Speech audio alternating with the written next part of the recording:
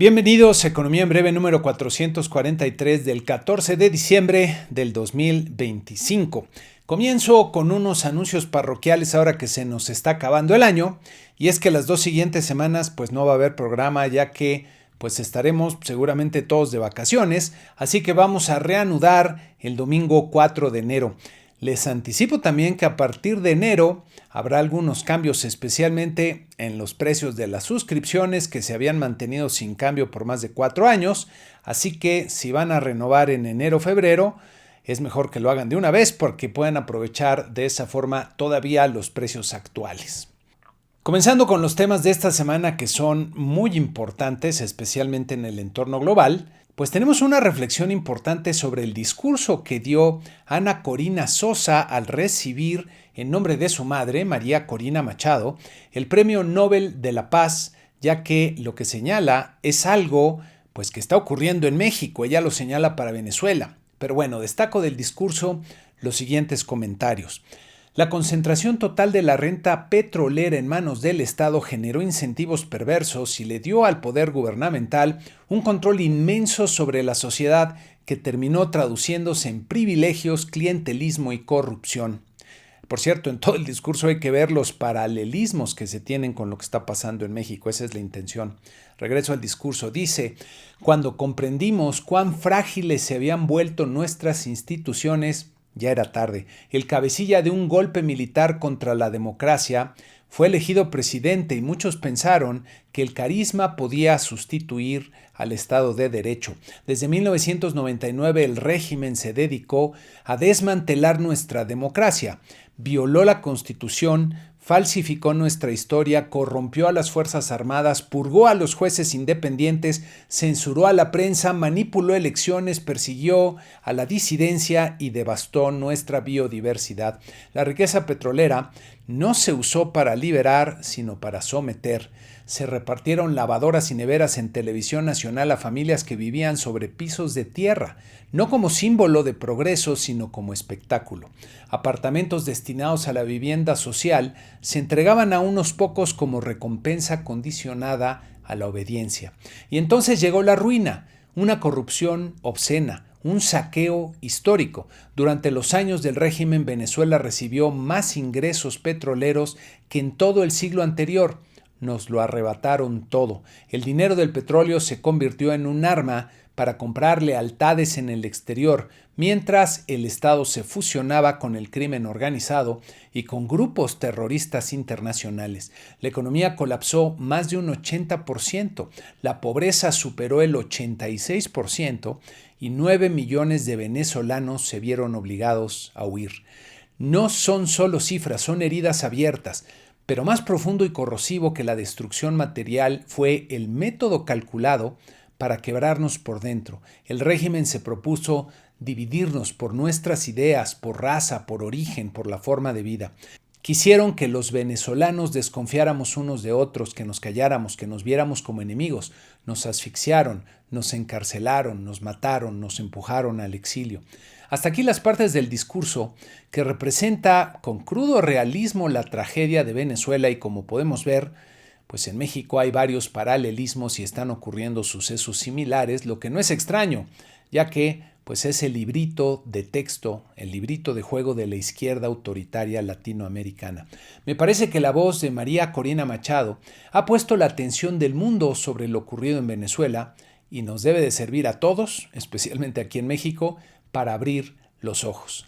En otro evento muy relevante y diría desafortunado, en Estados Unidos se publicó esta estrategia de seguridad nacional del presidente Trump, que según el propio Trump representa una hoja de ruta para asegurar que América permanece como la nación más grande y exitosa en la historia de la humanidad. Se refiere a América como Estados Unidos. Este documento pues diría que es una reedición de la afamada doctrina Monroe, que básicamente establecía que América, el continente, era para los americanos, es decir, los estadounidenses, y sus implicaciones pueden ser profundas en el entorno geopolítico si efectivamente se implementa y si dura mucho tiempo. Se culpa en este documento a las élites de la política exterior estadounidense anteriores de calcular mal la disposición de los ciudadanos estadounidenses para soportar las cargas globales y las acusa de poner apuestas enormemente desviadas y destructivas sobre el globalismo y el libre comercio. El documento presenta a Trump como el encargado de corregir estos errores y dejan claro que lo que quieren es la supervivencia y seguridad de los Estados Unidos como una república soberana e independiente y un gobierno que asegure los derechos naturales de Dios a sus ciudadanos y priorice su bienestar e intereses. Señala que quieren reclutar, entrenar, equipar y desplegar el ejército más poderoso, letal y tecnológicamente avanzado del mundo. Quieren también la economía más fuerte, dinámica, innovativa y avanzada del mundo. Quieren la base industrial más robusta del mundo. Quieren el sector energético más robusto, productivo e innovativo del mundo. Quieren permanecer, perdón que les repita tanto así, pero así lo dicen. Quieren permanecer como el país más avanzado científica y tecnológicamente y el más innovador del mundo. También señalan en una sección especial lo que quieren del mundo, destacando el asegurar que el hemisferio occidental permanece razonablemente estable y bien gobernado. Quieren un hemisferio cuyos gobiernos cooperen con ellos contra los narcoterroristas, los cárteles y otras organizaciones criminales transnacionales. Quieren un hemisferio que permanezca libre de incursiones extranjeras hostiles o que tengan propiedad de activos clave. Quieren asegurar su acceso continuo a locaciones clave. Para lograr lo que quieren, se proponen una estrategia basada en el principio de la paz por medio de la fuerza, y señalan que aunque tienen predisposición a la no intervención como una barra elevada para lo que constituiría una intervención justificada. En lo que definen como su objetivo de balance de poder, señalan que los Estados Unidos no pueden permitir que ninguna nación se vuelva tan dominante que amenace sus intereses y que trabajarán con sus aliados y socios para mantener balances regionales y globales para prevenir el surgimiento de adversarios dominantes. Por último, para no dedicar tanto tiempo a este tema, que, está terrible como pueden imaginarse, entre las cosas que más me llamaron la atención señalan que sus objetivos para el hemisferio occidental pueden resumirse como enlistar y expandir, algo así como reclutar aliados y expandir alianzas, señalando que su presencia militar se hará con despliegues enfocados para asegurar las fronteras y derrotar a los cárteles, incluyendo, cuando sea necesario, el uso de la fuerza letal para reemplazar la fallida estrategia de coerción legal de las últimas décadas. En fin, el documento diría que desvela las intenciones neocolonialistas de la administración actual, lo que es una receta para problemas importantes no solo en el mundo, sino al interior de Estados Unidos, ya que para mantener una política así se requiere de una fuerza y un despliegue militar mucho más grande y costoso al que tienen en la actualidad y son el ejército más poderoso del mundo en el presente, lo que presionaría más allá del punto de quiebre desde mi punto de vista a la economía de Estados Unidos y repercutiría en el costo de vida, en el nivel de vida de sus ciudadanos. Este documento sirve de preámbulo al año 2026 que está por iniciar y que de acuerdo con el horóscopo chino corresponde al caballo de fuego, es decir, que será un año de cambios fuertes y acelerados en el mundo. Y hablando del entorno global y las estrategias de Estados Unidos, esta semana las fuerzas estadounidenses desplegadas en el Caribe interceptaron y confiscaron un petrolero sancionado frente a las costas de Venezuela, con lo que escala de forma importante la tensión entre ambos países. Son nuevas acciones que se van sucediendo unas a otras. De acuerdo con esta nota de Bloomberg, el barco incautado no tenía nacionalidad y había atracado por última vez en Venezuela. La mayor parte del petróleo venezolano se destina a China, generalmente a través de intermediarios con grandes descuentos debido al riesgo de sanciones. Esta acción se suma a las advertencias hechas por Trump de que los días de Maduro al frente del gobierno de Venezuela están contados. Y más adelante también Trump advirtió, además, que comenzarán los ataques en tierra sobre los cárteles de las drogas, lo que pone en alerta, y diría con los pelos de punta, a varios gobiernos del hemisferio. Y siguiendo con Estados Unidos, y ahora sí pasando a los temas económicos, lo más relevante de la semana fue la decisión de política monetaria de la Reserva Federal, que como se esperaba, recortó su tasa de interés nuevamente en 25 puntos base, aunque con un voto dividido en el que ya hubo 2 disidentes que votaban por mantener la tasa sin cambio y un disidente que quería bajar la tasa a 50 puntos base. Entre las cosas que señala el comunicado hay algunos cambios leves pero importantes, diría, ya que la actividad económica ha estado creciendo a un ritmo ahora moderado. Señalan también que las ganancias en el empleo se han alentado y mencionan que la inflación ha subido y sigue algo elevada. La incertidumbre también permanece elevada y los riesgos de baja en el empleo han aumentado. Comentan que están preparados para ajustar la política monetaria conforme sea necesario y en resumen me parece que lo que está señalando la Reserva Federal después de este voto es que podría darse una pausa al inicio del año que viene, sobre todo porque la inflación, como pueden ver en esta siguiente gráfica donde presentamos en la línea azul el principal indicador de inflación para la Reserva Federal, que está pues más pegado al 3% que a la meta del 2% y pues no ha descendido conforme se requiere, y a pesar de ello la tasa de interés en la línea amarilla ha continuado reduciéndose. Entonces me da la impresión de que podrían hacer una pausa, por lo menos en los primeros 2 meses del año, aunque la presión para que sigan bajando las tasas, pues ahí está muy fuerte. En esta ocasión presentaron también el documento de pronósticos que acompaña la decisión y en este cuadro pueden ver los principales pronósticos que tiene la Reserva Federal, en donde diría que hay una mejoría en las perspectivas de crecimiento, sobre todo para el 2026, que pasa de 1.8 a 2.3%. Los pronósticos de la tasa de desempleo pues prácticamente no cambian y se observa una mejoría marginal, diría, en la inflación que se tiene prevista. También las expectativas de las tasas de interés se mantienen sin cambio en estos pronósticos. Como es usual, se presenta la famosa gráfica de los puntitos, el dot plot que pueden ver aquí en esta lámina, en donde se percibe que la mayoría de los miembros pues sí esperan que al final del 2026 haya pues quizá por lo menos 2 recortes más a la tasa de interés. Me llamaron la atención en esta ocasión estas gráficas que presentan cómo está cambiando el balance de riesgos para sus diferentes variables importantes. En esta primera pueden ver el balance de riesgos relativos al crecimiento del PIB y cómo en la línea azul punteada tenían los pronósticos anteriores de la última vez que se presentó este cuadro, esta información, estos pronósticos.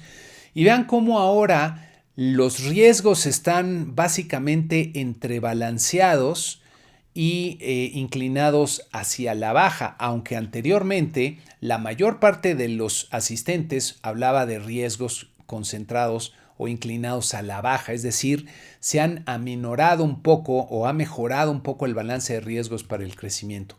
Por otro lado, para la tasa de desempleo hay una mejoría ligera también en el balance de riesgos, aunque sigue siendo pues sesgado hacia el alza, hacia una mayor tasa de desempleo. Y por último, para la medida de inflación que más les interesa, los riesgos cambiaron muy poquito respecto a la ocasión anterior y siguen fuertemente inclinados, sesgados hacia el alza, es decir, están preocupados por la inflación. Vamos a ver qué es lo que pasa más adelante. Faltan muchos datos por conocerse antes de la siguiente decisión y ya veremos cómo vienen las presiones por parte de Trump y compañía, pero por lo pronto me parece que lo más probable es que venga esta pausa en las tasas de interés.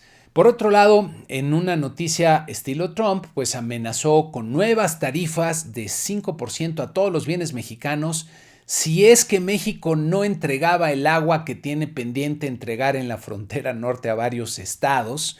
Y pues bueno, esta amenaza surtió efecto porque ya el país, México, acordó entregar pues todos estos millones de litros, millones de metros cúbicos que se tienen pendientes con Estados Unidos. Pasando a los datos en México, esta semana tuvimos bastante información, comenzando por la inflación general del mes de noviembre. Hay que recordar que ya conocíamos la primera quincena, entonces no hubo grandes sorpresas aquí. La inflación general fue de 0.66%, bastante por arriba del 0.51% que tenía la encuesta de Citi antes de conocerse la primera quincena, y me parece la forma correcta de compararlos. Entonces tuvimos una inflación ligeramente mayor a lo que se esperaba, pero si vemos lo que se había presentado lo que podría considerarse usual antes de la pandemia. Para un mes de noviembre sería 0.78%, entonces el resultado no estuvo tan mal. Si vemos los principales genéricos que impactaron al alza y a la baja la inflación, aquí podemos ver que en este mes, pues desde luego las tarifas eléctricas que siempre aumentan de forma importante porque termina la temporada de verano con tarifas más bajas en varias ciudades del país, pues es el concepto que más está incidiendo sobre la inflación. Pero ahora destacaron los precios del colectivo que aumentaron sobre todo en la Ciudad de México y en esta ocasión también el jitomate, que es pues un bien agrícola que a veces sube, a veces baja, entonces no necesariamente estamos viendo aquí presiones que vayan a continuar con la inflación. Por el lado de las bajas en los precios está pasando algo curioso, ya que bajaron tanto vino de mesa como ron y tequila. Me parece que está muy relacionada con la apreciación que se ha dado en el tipo de cambio y que permite que se den las bajas en estos precios.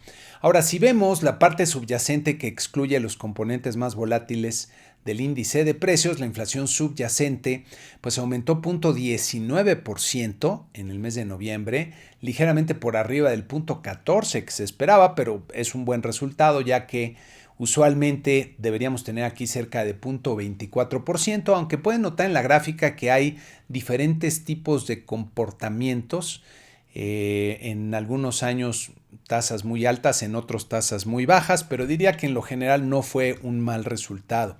Por otro lado, los servicios dentro de la parte subyacente aumentaron con fuerza 0.39%, más que en el mismo mes del año pasado y bastante por arriba de lo que podría considerarse usual para este renglón en el mes de noviembre de años anteriores, que sería 0.22%. Entonces los servicios pues siguen empujando a la inflación al alza. Si vemos a las tasas anuales, aquí podemos ver la inflación general repuntó, diría, de forma pues desafortunada y algo inesperada a 3.80%. Noten cómo pues básicamente desde julio se detiene la baja en la tasa anual de la inflación general, nuevamente aquí en la línea azul, y ha venido repuntando de una forma modesta, pero repuntando. Y la inflación subyacente en la línea amarilla, pues ha venido repuntando a lo largo del año y en noviembre crece todavía un poquito más para alcanzar 4.43%. Entonces la inflación ya no ha estado cooperando y si bien es cierto que Banco de México está viendo este repunte como algo que podría ser transitorio, me parece que es una señal de cuidado, sobre todo para las decisiones de política monetaria.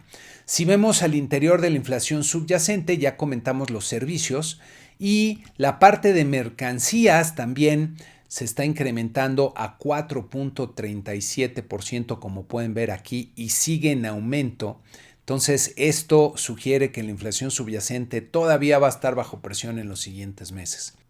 Por otro lado, también en la semana tuvimos ahora el número de asegurados en el IMSS, que pueden ver en esta gráfica de los meses de noviembre de años anteriores y el de este año, que excluyendo todos los que están asegurados por parte de las plataformas digitales, especialmente de reparto, pues sumaron 34.5 miles de asegurados nuevos en el mes de noviembre.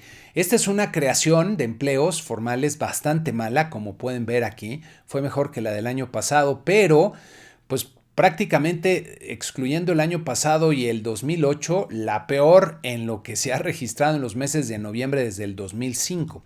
Y si vemos el cambio anual, esto es noviembre respecto a noviembre del año anterior, pues en este año llevamos 29.9 miles de nuevos empleos, nuevos asegurados, que también es la cifra más baja excluyendo los años de recesión y de problemas del 2008, 2009 y 2020.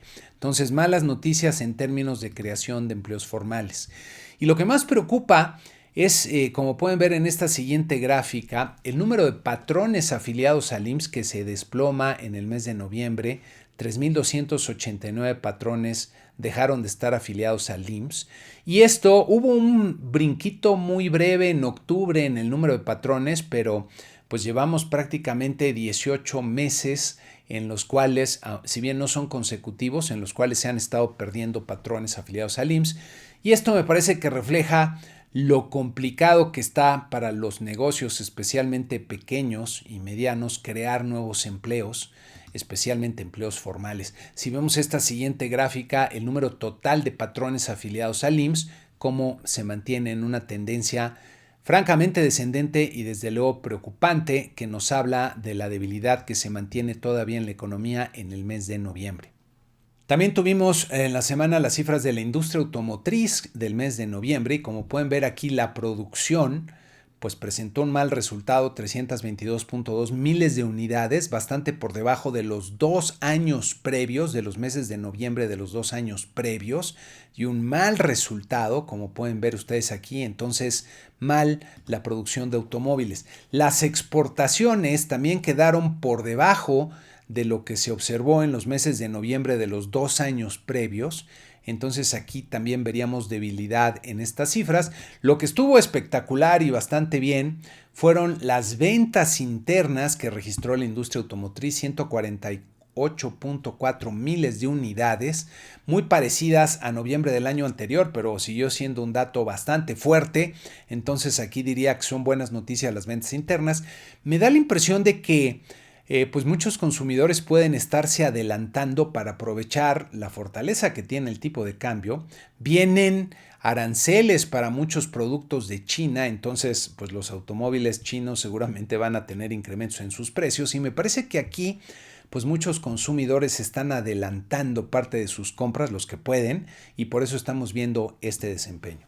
También en la semana tuvimos las cifras de la producción industrial del mes de octubre, que en términos generales fueron números positivos, como pueden ver aquí en el total, un crecimiento de 0.7%, aunque como es usual en este tipo de series económicas, hay vaivenes que suelen ser pronunciados y ahorita este repunte, que si bien parece muy fuerte, si lo vemos de forma aislada, pues como vemos en la gráfica, pues todavía mantiene una tendencia descendente en la producción industrial desde mediados del 2023 a la fecha, entonces hay que tomarla con un granito de sal. La minería parece que ya está repuntando, que tocó fondo aquí hace unos meses y ya lleva varios meses con repuntes, creció 0.7%, esta es una buena noticia, pero es un sector que pesa relativamente poco. La generación de electricidad, gas y agua pues creció con fuerza en el mes de octubre 1.6%, pero como ven aquí pues todavía está en una zona de estancamiento. La construcción pues repuntó de forma muy fuerte, 3.8%, pero como pueden ver en la gráfica, a pesar de ese repunte, pues se mantiene dentro de una tendencia descendente bastante clara desde pues finales del 2023 a la fecha. Y al interior de la construcción, lo que se refiere a obras de ingeniería civil, repuntó con relativa fuerza 1.3%, pero vean, ante la magnitud de la caída, pues este piquito, este brinco que da en el mes de octubre, pues prácticamente no se nota, sigue en franca caída. Lo que repuntó con fuerza, pero vean aquí en la gráfica los vaivenes que tiene, este componente de edificación, 5.5%, que aquí pues hay algo curioso, yo diría que más bien es la imperfección que tiene el proceso este de desestacionalización, porque no es posible que un sector se caiga y se dispare, se caiga y se dispare, es más bien un problema de las estimaciones, más que de las estimaciones del mismo proceso. Las manufacturas, que son el componente más relevante de la industria, se contrajeron 0.3% y como podemos ver aquí en esta gráfica, están básicamente estancadas ya por más de 2 años. Y al interior de las manufacturas, algunas llaman la atención, derivados del petróleo, pues ya muestra una franca tendencia creciente, ascendente, y el dato de octubre fue un sólido 3.9%. Esta industria va bastante bien, aunque hay cosas curiosas porque por ejemplo la industria química, que suele estar muy relacionada, pues va en franco declive y en el mes de octubre se contrajo 0.7%, entonces esa no es una buena señal. Los minerales no metálicos, que es donde se encuentra básicamente la producción de cemento y de vidrio, pues bajaron 0.3% y vean cómo pues se mantienen dentro de esta tendencia descendente, no tan pronunciada como en otros sectores, pero que habla de debilidad en esta rama de la industria. Las industrias metálicas básicas pues presentaron una caída importante del 2.1% y aquí también podemos notar bastantes vaivenes. Y digamos que si bien presentan una tendencia descendente al verlas desde el 2023, si vemos nada más desde mediados del 2024, parece que aquí se han estancado con movimientos muy importantes de altibajos. pero pues por lo pronto mala noticia en este último dato. Los productos metálicos repuntaron con fuerza, 1.2% en octubre, pero vean cómo pues con eso no logran salir de esta tendencia descendente que se ve con claridad en esta gráfica.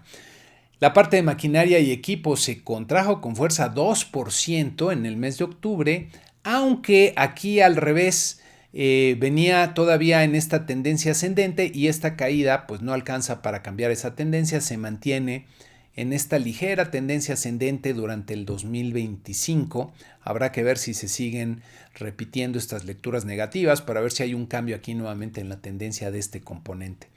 Equipo de transporte, que es especialmente importante en la industria de nuestro país, pues se contrajo con fuerza 1.6% y aquí sí ya se puede ver bastante claro el cambio de tendencia. Había pasado de una expansión hasta el 2023 a un estancamiento y ya ahora sí se observa desde finales del 2024 a la fecha pues una franca tendencia descendente, otra señal de debilidad en la economía.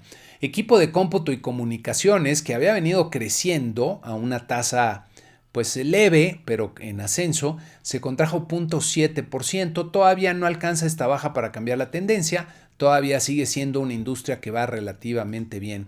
Y por último, equipo eléctrico repuntó con fuerza 1.3%, aunque como pueden ver en la gráfica, pues está básicamente estancada. Si lo vemos desde el 2022 prácticamente hasta la fecha.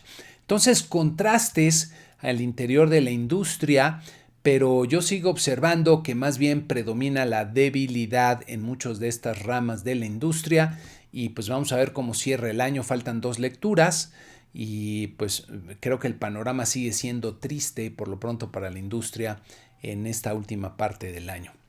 Miren, en el entorno nacional me llamó la atención esta noticia que denuncian pues grupos empresariales en donde pues resulta que, y aquí la cifra me parece relativamente baja, que extorsiona el crimen organizado a 25% de los negocios en la Ciudad de México.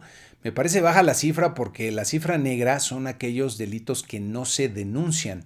Y no se denuncian porque hay un problema de impunidad y de muy posible complicidad con las autoridades. Entonces los mismos negocios pues tienen miedo de denunciar y en muchos casos prefieren cerrar. Pero esto está pasándole factura a la actividad económica. Aquí por lo pronto vemos en la Ciudad de México, que es la ciudad más grande del país, la que debería estar mejor vigilada, y pues no nos salvamos aquí de tener este tipo de problemas, que esa me parece es una de las explicaciones de por qué la inversión y la economía pues están tan débiles. Pasando a los mercados esta semana, pues tuvimos vaivenes, contrastes en algunos índices accionarios, aunque en promedio nuestros 10 índices que seguimos aquí subieron 0.4%, entonces fue una semana relativamente positiva. La Bolsa Mexicana de Valores tuvo una muy buena semana con una ganancia de 2.1% para cerrar en los 64.712 unidades, como ven aquí. Y nuestro tipo de cambio siguió apreciándose hasta rozar los 18 pesos, terminó la semana, como ven en la gráfica, en 18.01 pesos por dólar. Ya veremos, quedan 2 semanas del año en las cuales usualmente no hay mucha actividad, así que es posible que veamos que esta tendencia continúa, a menos que tengamos alguna sorpresa, y que terminemos por debajo de los 18 pesos en lo que resta del año, pero hay que estar pendiente a los acontecimientos. Para esta semana, que les recuerdo, no va a haber programa, vamos a reiniciar hasta el 4 de enero. Vamos a tener en México los resultados de la encuesta Banjico de expectativas que van a ser muy parecidos a los de diciembre porque aquí hay mucho menos días de distancia respecto a la encuesta anterior, entonces los pronósticos prácticamente no van a cambiar. Tenemos también las ventas comerciales del mes de octubre, el indicador oportuno del consumo privado de noviembre. Luego el jueves el indicador oportuno de la actividad económica también de noviembre. Este va a ser un dato bastante relevante, aunque hay que recordar que esta es una estimación y que pues no siempre ha estado muy precisa. Vamos a tener también la decisión de política monetaria de Banco de México. Aquí pues está yo creo que bastante cantado otra baja más de 1/4 de punto, un voto 4-1 y ya veremos si cambia de alguna forma la guía futura y la forma en que Banjico está leyendo tanto la economía como lo que tiene que hacer más adelante. Este es el evento que sea más relevante. Y el viernes tendremos las cifras de oferta y demanda agregadas del tercer trimestre. Vamos a ver cómo estuvieron sobre todo el consumo y la inversión. En Estados Unidos empiezan a regularizar en fechas que no son tan usuales, pues los diferentes tipos de reportes e indicadores económicos. El martes 16 vamos a tener el reporte de empleo del mes de noviembre. No hay datos, por cierto, de octubre. Vamos a ver si en este reporte ya hacen algún estimado de lo que pasó en octubre, pero es probable que lo dejen en blanco porque no se realizaron las encuestas y no se recabaron los datos, porque las agencias que elaboran estos datos están cerradas. Entonces vamos a ver qué nos presentan ahí. Vienen las ventas al menudeo y más adelante el jueves 18 la inflación al consumidor del mes de noviembre. Y para terminar el programa, pues me permito desearles de mi parte y de parte del equipo de Economía en Breve, que también está mi hermano conmigo, nuestros mejores deseos para ti y para tus seres queridos y que este 2026 sea pues mucho mejor de lo que pinta, por lo menos en lo personal, que haya mucha salud, mucho dinero, amor, amistades, cosas buenas, oportunidades de negocios. Así que felices fiestas, próspero año 2026 y nos vemos en el programa del 4 de enero.